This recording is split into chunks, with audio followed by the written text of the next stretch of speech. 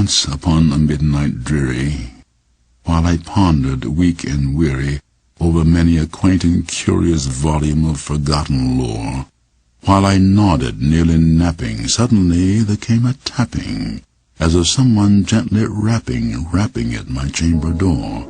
"'Tis some visitor," I muttered, tapping at my chamber door, "only this, and nothing more." Ah, distinctly I remember, it was in the bleak December, and each separate dying ember wrought its ghost upon the floor.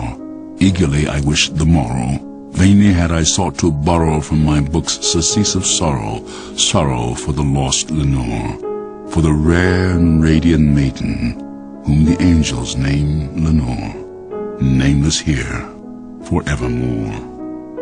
And the silken, sad, uncertain rustling of each purple curtain thrilled me, filled me with fantastic terrors never felt before, so that now, to still the beating of my heart, I stood repeating, "'Tis some visitor entreating entrance at my chamber door, some late visitor entreating entrance at my chamber door.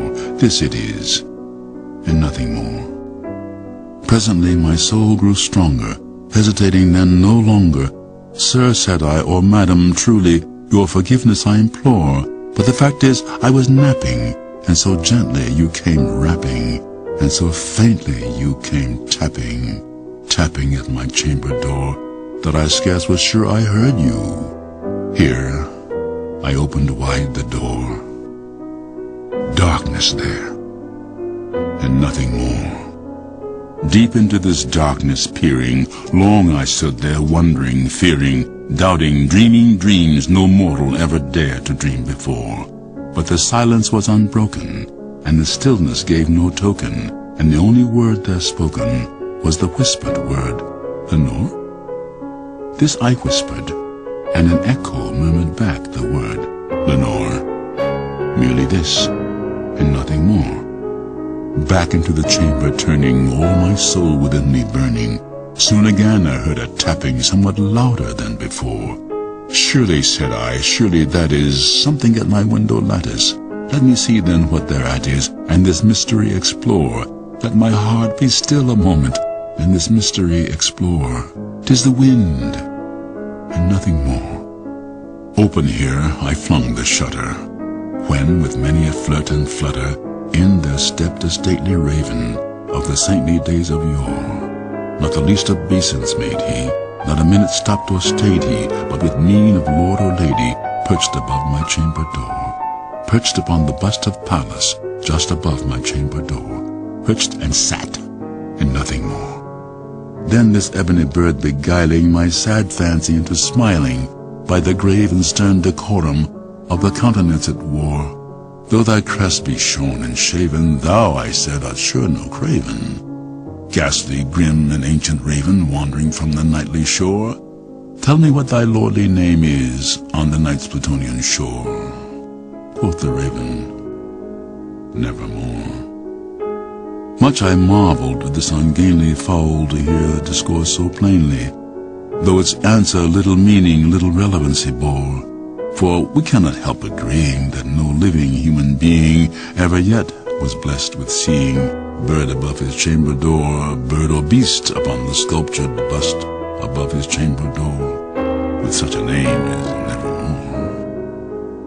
But the raven sitting lonely on the placid bust spoke only that one word, as if his soul in that one word he did outpour. Nothing further than he uttered, not a feather than he fluttered, till I scarcely more than muttered, "Other friends have flown before. On the morrow he will leave me, as my hopes have flown before." Then the bird said, "Nevermore."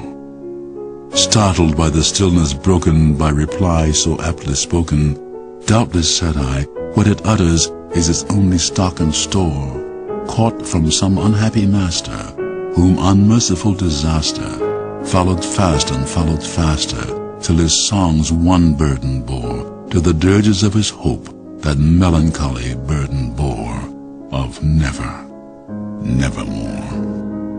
But the raven still beguiling my sad fancy into smiling, straight I wheel a cushioned seat in front of bird and bust and door.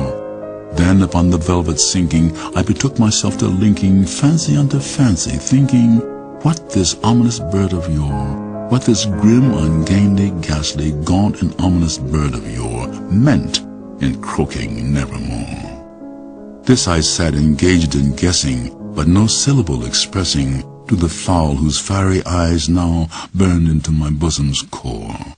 This and more I sat divining, with my head at ease reclining on the cushion's velvet lining, that the lamplight gloated o'er, but whose velvet violet lining with the lamplight gloating o'er she shall press, nevermore.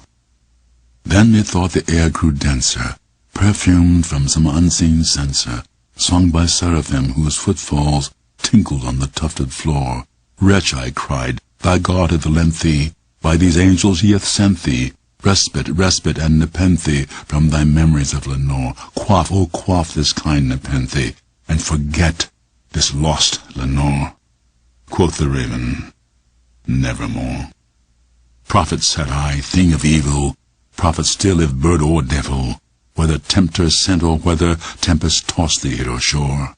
Desolate yet all undaunted on this desert land enchanted, on this home by horror haunted, tell me truly, I implore, is there balm in Gilead,